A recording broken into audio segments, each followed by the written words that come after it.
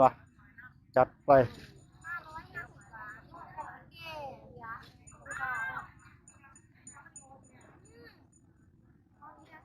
โอ้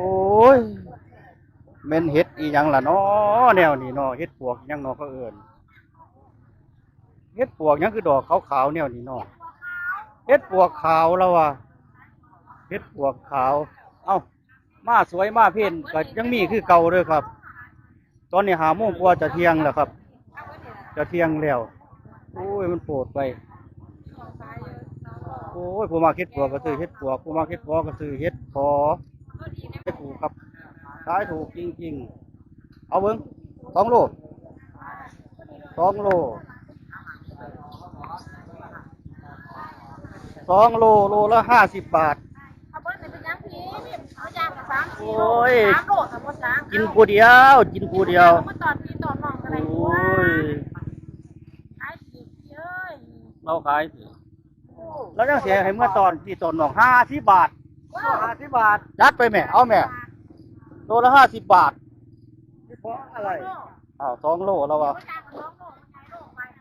เอาสิเบิดแล้วพอเอาครับ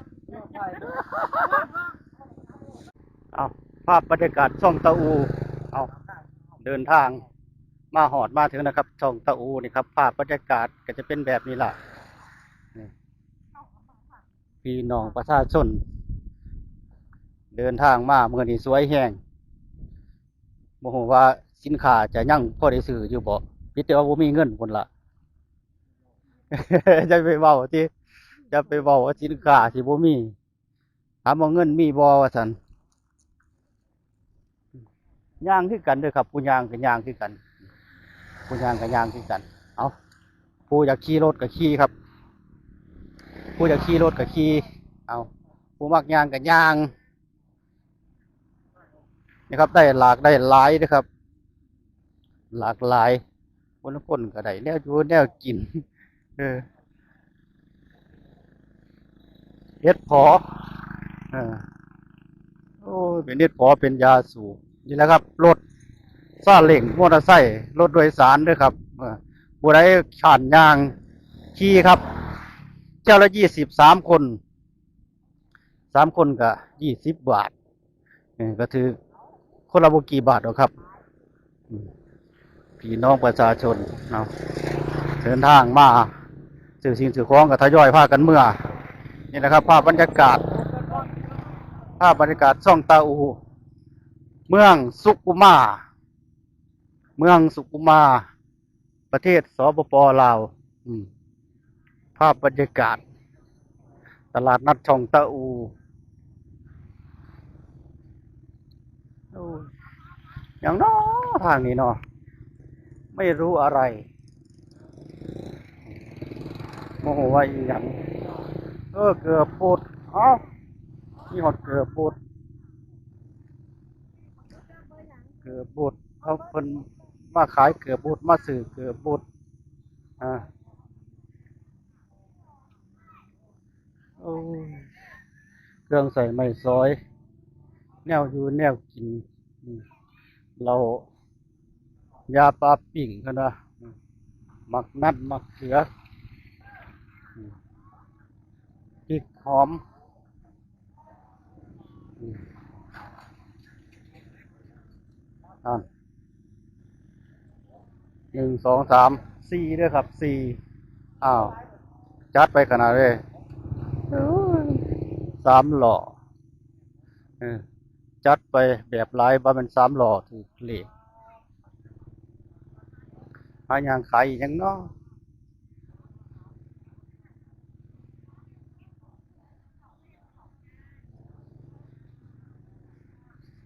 ไข่มดแดงเป็นไข่มดแดงเป็นเม็ดเป็นมดแดงอู้ใหม่ๆสดๆปีกยังปลิวแหว่งๆอยู่เออ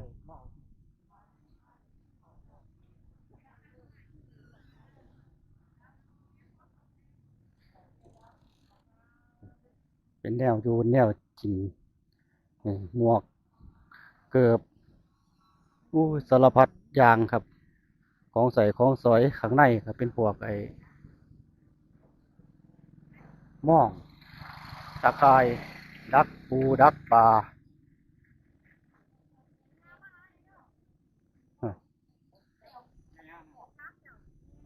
ตอนนี้ก็11:40 นาทีสวยเสร็จเพลนง่ายคนก็เริ่มหนีคนก็เริ่มเมื่อแล้ว มาหอดสวยโพดครับ เดี๋ยวพาพี่พ่อน้องย่างเข้าไปเบิ่งในตลาดไปหาเบิ่งเห็ดครับ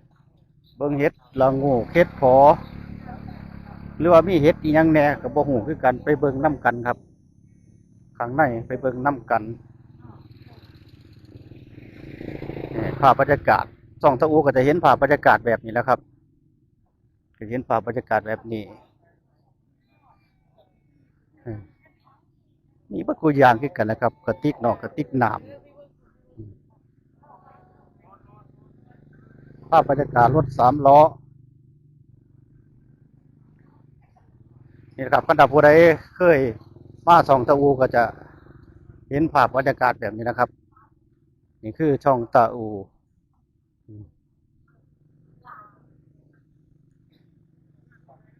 เป็นหมวกเป็นหยังเป็นกระเป๋าเป็นฟุตบอลเป็นฟุตบอลล่มเป็นล่มเป็นจ่อง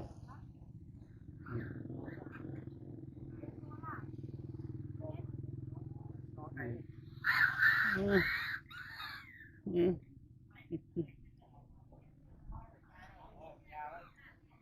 ไปยังบ่เจ้าเด็กไปทำไหนเด้อจ้า เอาเราไหลล่ำน้ำปุกล่างนั่งปุกนั่งหลอก เอาผู้ได้มักแนวเด็กหาเอาแนวนั้น มาสวยแห้งครับพี่น้อง มาสวยแห้งภาพบรรยากาศก็ได้ซ้ำนี่แหละครับ ภาพบรรยากาศ เอาอันซ่อนแต่ได้รถเนี่ยนะครับ รถ3 ล้อเข้าเจ้า ผู้หญิงก็มีผู้หญิงเป็นครูขับ ข้างหน้านี่ก็เป็นตลาดนะครับ เป็นตลาดขายพวกที่ เป็นพวกผักย่างอ่างหญ้าเป็นพวกเห็ด เห็ดละโงกเห็ดพอ เป็นเห็ดละโงกเป็นเห็ดพอเป็นสินค้าจากธรรมชาติโซนทางในแต่โซนที่ผ่านมาก็เป็นพวกขายเครื่องใส่ไม้ซอยทุกสิ่งทุกอย่าง ทุกสิ่งทุกอย่างปลาครับปลาตัวใหญ่ๆหอยโอ้ยหอยงามจะหอยยังก็หอยยังแน่ปลาแห้งปลาอุบอ้วนคักเลยครับคักอีดีเอเหรอขายสิเมื่อแล้ววะโลเขาได้เกาะ50 บาทโล50 บาทโอ้ยจับบ่ได้ดอกบ่ได้ดอกจะไปเก็บมาใส่สีได้โล50 บาท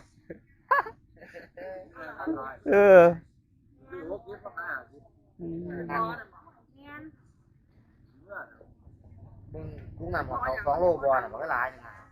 ไปกินบนพวกบนดอนเขาคือสิมาถ่ายตุ่มกันบนกับบ่ได้หรอก แม่นครับแม่นเขาไม่ได้ออกความกันเอาไว้แม่นจัดไปเมื่อแล้วมันเอาบ่แซ่บ ฮะ จักโล ยังแม่ตัวบ่แซ่บ จักโลน่ะ 4 โล4 โล4 โลกับ200 4 โลกับ200 200แกกินคนละ3 เดือนก็ได้ มีน้ำซุปคนละ300 บาท ล้างสดได้นั่นแม่ เอาโลละ50 บาทแล้วว่าจัดไปพี่น้องจัดไปส่งตะอูขายถูกครับขายถูกจริงๆเอาเบิ่ง2 โล2 โลโลละ50 บาทเอาเบิ้ลเป็นยังพี่เอายางกับ3 4 โล โอ้ย 3 โลสมมุติ3กินผู้เดียวมาตอนพี่ตอนน้องก็ได้ โอ้ ด้วย ย ขายผิดเอ้ย เราขาย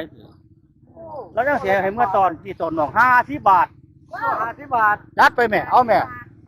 โลละ50 บาทเพราะอะไร2 โลแล้ววะเอาสิเบิดแล้วพอเอาครับ หาที่ซื้อไปก็ได้ของพี่น้อง โลละ50ซื้อไปก่อนเอาโลเดียวแล้ววะโอ้ยคักหลายเอามาพอของถือเด้อครับของถือโลละ50 บาท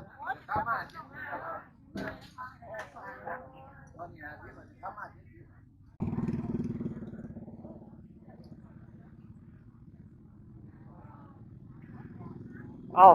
สำหรับเมื่อกี้นี่ได้ของถือมาแล้วครับเฮ็ดพอ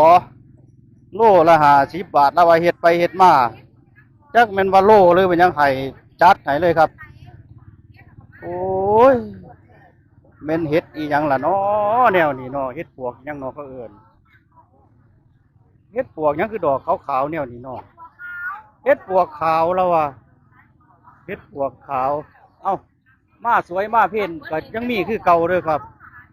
ตอนนี้5 โมงกว่าจะเที่ยงแล้วครับ จะเที่ยงแล้วโอ้ยมันโปรดไปโอ้ยผู้มาเฮ็ดปวกก็ซื้อเฮ็ดปวกผู้มาเฮ็ดพอก็ซื้อเฮ็ดพอน้ำมันแพงแล้วว่ะน้ำมันแพงแล้วว่ะเอาจิตเบิ่งโหลดแล้วว่ะเอาจิตเบิ่งนั่นดิ